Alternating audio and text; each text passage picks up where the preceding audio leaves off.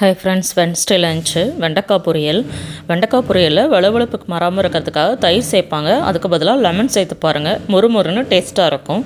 மோர் குழம்பு பண்ண போகிறேன். ஜீரகம், 10 பச்சை மிளகா, ஒரு பல் வெள்ளைப்பூண்டு, 4 பல் வெள்ளைப்பூண்டு, இஞ்சி, தேங்காய், ஊற வச்ச அரிசி, துவரம்பருப்பு எல்லாத்தையும் நல்லா விழுதாக அரைச்சி வச்சுக்கலாம். அதை அரைக்கிறதுக்குள்ளேயுமே வெண்டைக்காய் கிறிஸ்பி ஆயிடுச்சு.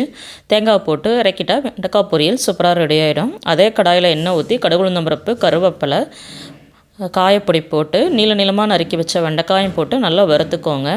தயிரை கெட்டி தயிரை தண்ணியாக கரைச்சி வச்சுட்டு தேங்காய் விழுது அதில் சேர்த்து மஞ்சப்பொடி, உப்பு போட்டு நல்லா கரைச்சி வச்சுக்கலாம். வெண்டைக்காவை நல்லா எல்லா பக்கமும் கிறிஸ்பியாக வறுக்கிற மாதிரி வறுத்துக்கோங்க. ஏன்னா மோர் குழம்பு கொதிக்க வைக்க முடியாது, அப்புறம் வெண்டைக்காய் வேகாமல் போயிடும். நல்லா வறுத்து எடுத்ததுக்கப்புறம் அடுப்பில் வச்சு ஒரு கொதி வந்ததுக்கப்புறம், கொதிக்கக்கூடாது, பபுள்ஸ் வந்ததுக்கப்புறம் இறக்குனா சூப்பரான மோர் குழம்பு வெண்டைக்காய் பொரியல் ரெடி.